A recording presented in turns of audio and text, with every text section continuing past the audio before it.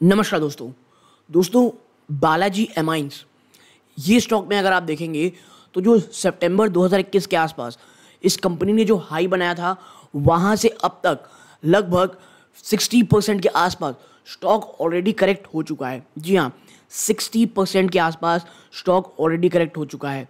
Reason, लगातार जो company challenge face करती चली जा रही है और कंपनी आप ये कह सकते हैं चाइना की तरफ से जो प्रॉब्लम्स हैं और कुछ आपको इस वीडियो के अंत तक आप बने रहिएगा, आपको बताऊंगा कुछ ऐसे चैलेंजेस जो कंपनी ये कह रही है। अगर आप इनके कॉन कॉल्स में भी देखेंगे तो पिछले कुछ समय में कंपनी पिछले 2-3 कॉन कॉल्स में कंपनी ने कहा था कभी हमको दिख रहा है कि हम मार्जिन में इंप्रूवमेंट करेंगे, वॉल्यूम्स में इंप्रूवमेंट करेंगे, बट वो चीज़ें पेपर्स पे आती दिखाई नहीं दे रही है। तो इस बार उसका क्या जवाब दिया है कंपनी ने, इसमें चर्चा करेंगे। ये जो लगातार जो इंपोर्ट सब्स्टिट्यूशन भारत सरकार जो आत्मनिर्भर बनने की बात कह रही है और बहुत सारे ऐसे केमिकल्स जो हम इंपोर्ट करते हैं उसे भारत में ही आप कह सकते हैं प्रोड्यूस करने के लिए करके कंपनी खास करके जो बालाजी एमाइंस है दोस्तों यहाँ पर अपना प्रोडक्शन लाइन बढ़ा रही है। उस पर क्या खबरें हैं, जो कंपनी लगातार अपनी एक्सपेंशन की ओर बढ़ रही है, जो प्रोडक्ट कह लीजिए या आप कह सकते हैं मैन्युफैक्चरिंग एक्सपेंशन कह लीजिए, और भी बहुत सारी चीज़ें हैं, उसमें क्या अपडेट्स हैं, क्योंकि ये चीज़ों के ऊपर चर्चा बहुत पहले से चल रही है। और इस चीज़ के कारण आप देखेंगे कि तो जो स्टॉक है ये बहुत भयंकर और नहीं टूटता दिखाई दे रहा है, बल्कि एक रेंज बाउंड में आ गया है पिछले कुछ समय में। ठीक है, करेंटली अगर आप देखेंगे स्टॉक 2000 के अपने आसपास एक बहुत ह्यूज सपोर्ट के आसपास ट्रेड कर रहा है। कई निवेशक इसे बहुत बहुत शानदार मौका कहते हैं। कईयों को ये समझ में नहीं आ रहा कि ये जो गिरावट है ये, क्योंकि देखिए अगर 2000 के लेवल टूटते हैं फिर कहाँ जाके रुकेगा, ये भी चीज़ें चर्चा करनी है। तो देखिए इस वीडियो में टेक्निकल टर्म्स में अक्सर कहता हूँ मैं चर्चा नहीं करता हूँ, ठीक है, ना बाइंग ना सेलिंग। हाँ, ये इस वीडियो में आपको पता चलेगा कि फ्यूचर को लेकर के कंपनी का क्या प्लान है आगे, जो एक इंपोर्ट सब्स्टिट्यूशन की बात की जा रही है वो क्या है। और एक और चीज़, निवेश से पहले आपको पता होना चाहिए कि ये जो हेडविंड्स हैं दोस्तों, यानी जो प्रॉब्लम्स हैं वो जल्दी जाने वाले नहीं हैं। अभी बालाजी एमाइंस में नहीं, तमाम जो एमाइंस ऐसा कंपनी में ऐसा चीज़ की बात कर रहा हूँ, ऐसा प्रोडक्ट की बात कर रहा हूँ, प्रोडक्ट रेंज की बात कर रहा हूँ, वो जाने वाले नहीं हैं। तो इसीलिए आप निवेश से पहले पूरी तरह से कंपनी के प्लान्स, प्रोज कॉन्स, आप कह सकते हैं जो कॉन्फ्रेंस कॉल में कंपनी कह रही है और जो आने वाले समय में जो इंपोर्ट सब्स्टिट्यूशन की चर्चा कही जा रही है वो कहानी कहाँ तक आगे बढ़ी है या कहानी बढ़ी है भी कि नहीं, सिर्फ बातें ही चल रही हैं। तो अगर आप बालाजी एमाइंस पर निवेशित हैं या बालाजी एमाइंस पर निवेश की सोच रहे हैं, यकीन मानिए ये वीडियो आपके लिए बहुत बहुत इन्फॉर्मेटिव होगी दोस्तों। तो वीडियो को अंत तक देखिएगा। लेकिन आगे बढ़ने से पहले दोस्तों मैं इसी प्रकार के वीडियोस बनाता हूँ, प्लीज़ चैनल को सब्सक्राइब करके वीडियो को लाइक ज़रूर कीजिएगा दोस्तों। और जो प्रायोरिटी पैनल ग्रुप है, अगर आपके कोई सवाल हो आप उस ग्रुप को ज्वाइन करके ज्वाइन बटन के थ्रू जा करके उसे ज्वाइन कर सकते हैं और अपने सवाल पूछ सकते हैं। मैं कोशिश करूंगा उसका जवाब जल्द से जल्द देने की दोस्तों। तो अब वीडियो के सेकंड पार्ट में एक कंप्लीट एनालिसिस की ओर सीधा लेके चलता हूँ वीडियो में दोस्तों, उस तरफ मिलते हैं। दोस्तों यहाँ देखते हैं सबसे पहले जिस चीज़ की मैंने चर्चा की थी, आप देखें ये रहा सितंबर 2021 का समय जब स्टॉक ने लगभग 4780 रुपीज़ का हाई लगाया था। वहाँ से आप अगर देखेंगे जहाँ पर अभी स्टॉक ट्रेड कर रहा है, आपकी स्ट्रीम दिख रहा होगा 57.80%, ऑलमोस्ट 60% का आप कह सकते हैं ये गिरावट है। 60% की आप कह सकते हैं ये करेक्शन हुआ है और एक बड़े सपोर्ट के आसपास ही ट्रेड कर रहा है। बट आपको एक और चीज़ पता होनी चाहिए, जब स्टॉक आप देखें, ये है बात 9 अगस्त 2019 की, वहाँ से स्टॉक ने अपने निवेशकों को ऑलमोस्ट 1700% का रिटर्न मात्र 2 से 2.5 साल के बीच में दिया था। कितना परसेंट? 1700% रिटर्न। तो उसके बाद जो ये चीज़ें आप देख रहे हैं ना, ये होना लाजमी होती है। प्लस ये जो गिरावट आप देख रहे हैं इसमें एक चीज़ तो ये थी कि जो सेक्टर में जो बहुत सारी फेवरेबल चीज़ें थी वो अचानक से आप कह सकते हैं चैलेंजेस में परिवर्तित हो गई और यही कारण है कि गिरावट देखने को मिली। और इस गिरावट के बाद पिछले काफ़ी समय से स्टॉक एक रेंज में ही ट्रेड कर रहा है दोस्तों। और जो अब 2000 का जो लेवल है वो एक बहुत बहुत बड़ा सपोर्ट का काम कर चुका है दोस्तों। ठीक है, तो ये तमाम चीज़ें हैं 2000 रुपीज़ के आप कह सकते हैं लेवल देखने के लिए। बट ये बहुत ही शॉर्ट टर्म व्यू है दोस्तों। हमको ये देखना है कि वो आखिर कौन से चैलेंजेस हैं, कंपनी ने Q2 के नंबर्स जो पेश किए हैं वो कितने ज़्यादा अच्छे हैं, ठीक है, और आप ये कह सकते हैं कि कंपनी ने जो यहाँ पर तमाम चीज़ों को यहाँ पे हमारे सामने पेश किया है दोस्तों, और जो चैलेंजेस की बात की है वो क्या है, तो चलते हैं चैलेंजेस की तरफ। देखिए, तो शुरुआत दोस्तों हम लोग करते हैं बालाजी अमाइंस के प्रेजेंटेशन की ओर। तो देखिए, सबसे पहले सबसे बड़ी चीज़ Q2 के फाइनेंशियल 24 की जो फाइनेंशियल हाईलाइट्स हैं वो कैसी रही हैं। देखिए, रेवेन्यू आप देखेंगे तो उसमें कंसोलिडेटेड बेसिस की चर्चा है। यहाँ पे ईयर ऑन ईयर एक बड़ी गिरावट है दोस्तों। आप देखिए, Q2 2023 में जहाँ 630 करोड़ का बिजनेस था वो घट करके मात्र 387 करोड़ में आ गया है। कितना? 387 करोड़। एबिटा में 66% गिरावट है, जो एक साल पहले 176 करोड़ का था वो घट करके मात्र दोस्तों 61 करोड़ हो गया है। प्रॉफिट आफ्टर टैक्स जो 119 करोड़ था वो ऑलमोस्ट 69%, जी हाँ 69% की गिरावट के बाद 36 करोड़ में रह गया है मात्र दोस्तों। ठीक है, एबिटा और PAT margin, profit after tax की मार्जिन, वो भी आप देखेंगे तो ये यहाँ से सीधे गिर करके 9 और 16% में आ गई है। बहुत बहुत बड़ी गिरावट है। और देखिए, यही एक चिंता का विषय है, ठीक है, कि ये लगातार जो स्थिति है वो बद से बदतर होती हुई हमको नजर आ रही है। ठीक है, आगे आप देखेंगे तो ये हो गए कंसोलिडेटेड नंबर। स्टैंड अलोन के नंबर्स आप देख सकते हैं, यहाँ पे उसी तरह के हाल है। 27% गिरावट है, एबिटा में 41%, प्रॉफिट आफ्टर टैक्स में 46% और एबिटा और पैट मार्जिन में भी इसी प्रकार की भयंकर गिरावट है। तो कहीं से कोई भी आप देख रहे होंगे कि राहत मिलती हुई हमको दिखाई नहीं दे रही है। ठीक है, और अब नीचे चलते हैं, और अगर आपको फर्स्ट हाफ 2024 के हाईलाइट्स देखने हैं तो यहाँ पर भी कंसोलिडेटेड हो गए चाहे स्टैंड अलोन हो गए, दोनों ही जगहों पर हमको सिर्फ और एक चीज़ दिखाई देगी, वो है निगेटिविटी। 34% गिरावट रेवेन्यू में, एबिटा में 58% की गिरावट, ह्यूमंगस गिरावट, और प्रॉफिट आफ्टर टैक्स में भी 61% गिरावट। यानी आप देखिए ग्राफ कितनी बड़े स्तरों पे गिरावट दिखा रहा है। खास करके मार्जिन एबिटा के फ्रंट में तो स्थिति बद से बदतर होती हमको दिखाई दे रही है। और स्टैंड अलोन में भी आप देखेंगे तो उसी प्रकार के आपको यहाँ चैलेंजेस देखने को मिल रहे होंगे। ठीक है, आगे बढ़ते हैं, कुछ Q2 2024 के कंसोलिडेटेड परफॉर्मेंस हाईलाइट्स देखेंगे। तो यहाँ पे आप पाएंगे कि रेवेन्यू फ्रॉम ऑपरेशन ये आप देखिए इतने में आ गया है। ठीक है, एक साल से देखिए जो एमाइंस के वॉल्यूम आए इस बार, जो एमाइंस के वॉल्यूम है वो 8092 मैट्रिक टन रहे हैं। ठीक है, एमाइंस डेरिवेटिव्स के देखेंगे 10236 के मैट्रिक टन रहे हैं। स्पेशलिटी केमिकल जो सबसे बुरी स्थिति से गुजर रहा है दोस्तों, हाँ इसके मार्जिन अच्छे होते हैं बट डिमांड में वॉल्यूम यहाँ पे 9285 मैट्रिक टन रही है दोस्तों। ठीक है, आप यहाँ पे देखेंगे कि जो एन ब्यूटाइलमाइन है दोस्तों, इसका जो नया एक्सपेंशन प्रोजेक्ट है ये धीरे धीरे बढ़ा दोस्तों, प्रोग्रेस कर रहा है।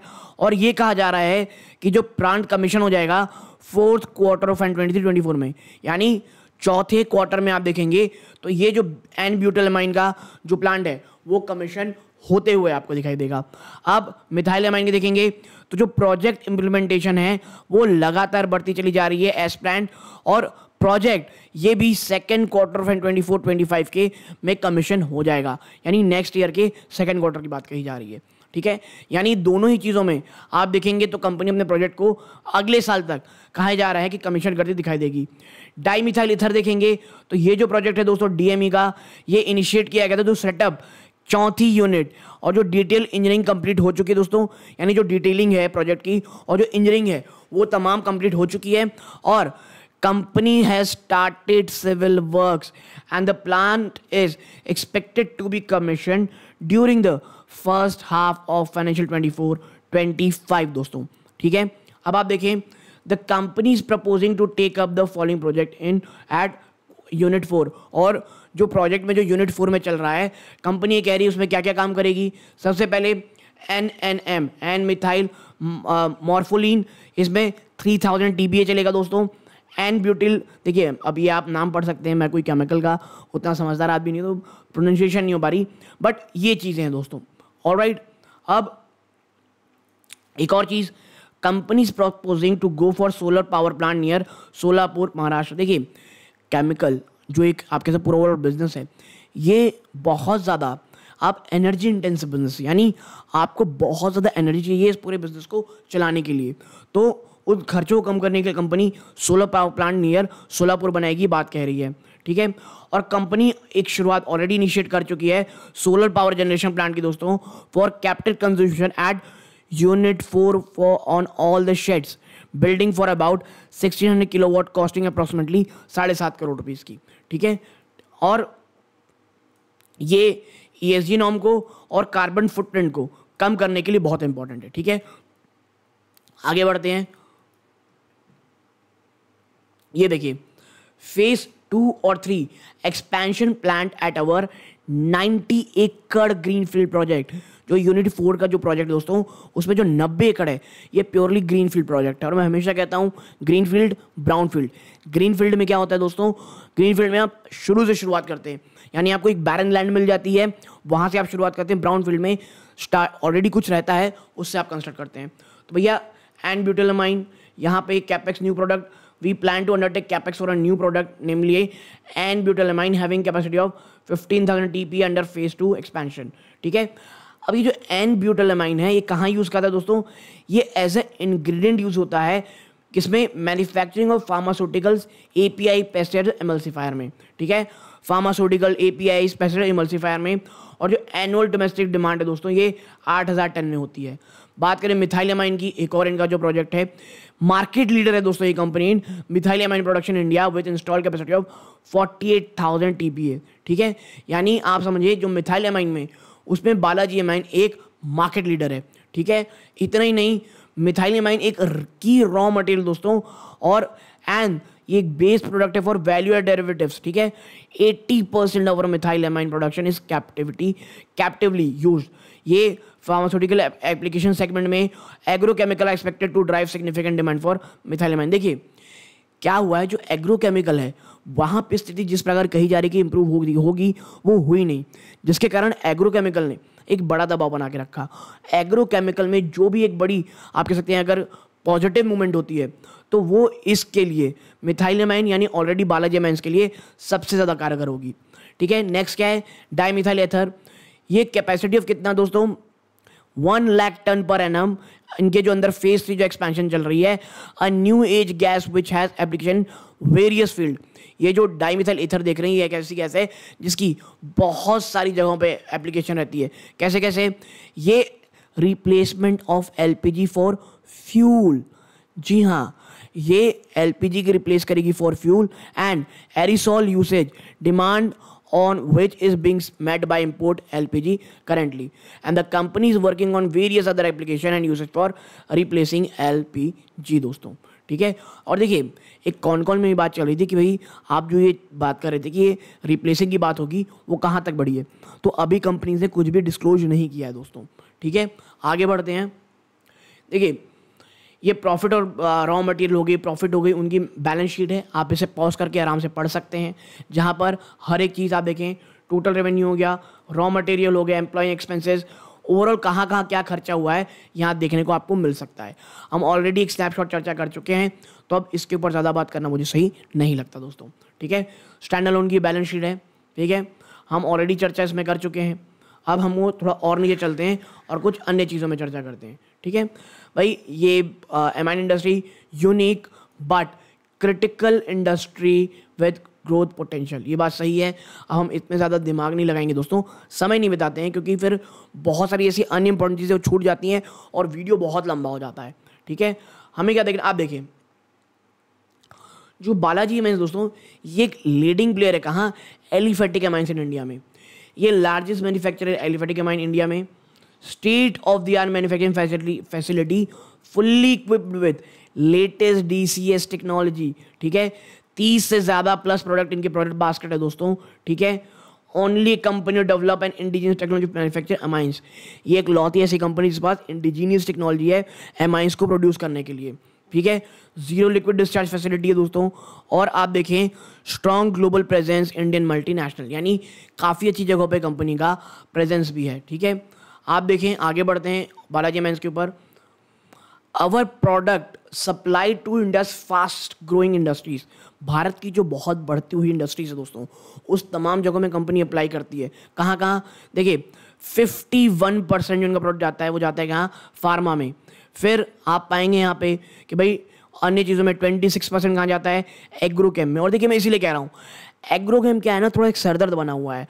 अगर एग्रोकेम में कुछ भी पॉजिटिव टर्न अराउंड होती है, तो जो एक बड़ा थोड़ा दबाव ज़्यादा है, उसमें काफ़ी पॉजिटिविटी आपको देखने को मिलेगी। ठीक है, बाकी paint and resin, animal feed, oil and gas, rubber, तो एक कमान वेल डाइवर्सिफाइड दोस्तों ये कंपनी है। आप इसे और भी तरह पे देख सकते हैं। ठीक है, आगे बढ़ते हैं दोस्तों। ये इनकी एक एक्सपीरियंस मैनेजमेंट है दोस्तों। आप देखें, ए प्रताप रेड्डी साहब हैं, ये एग्जीक्यूटिव चेयरमैन हैं। डी राम रेड्डी हैं, एमडी साहब हैं। ये एन राजेश्वर रेड्डी जी हैं, ये होल टाइम डायरेक्टर हैं।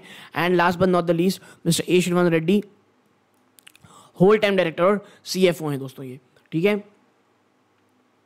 अब जिन्हें जानना है कि भाई साहब कि वेल डाइवर्सिफाइड इनका जो पोर्टफोलियो वो क्या है, देखिए बहुत ही शॉर्ट में यहाँ चर्चा करेंगे।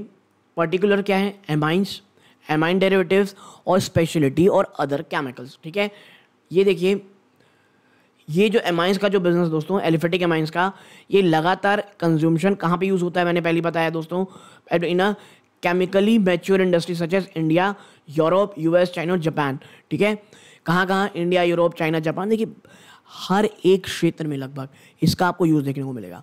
और मैं इसीलिए कह रहा हूँ, प्रॉब्लम दोस्तों ये नहीं है कि इनके पास कोई प्रोडक्ट्स की कमी है या तमाम चीज़ों में कुछ है। प्रॉब्लम ये है चाइना की डंपिंग, प्रॉब्लम ये है कि जो डिमांड में एक आप कह सकते हैं सबड्यूड जो एक गिरावट देखने को मिली थी, वहाँ से कुछ पॉजिटिविटी देखने को मिल रही है, नहीं मिल रही है।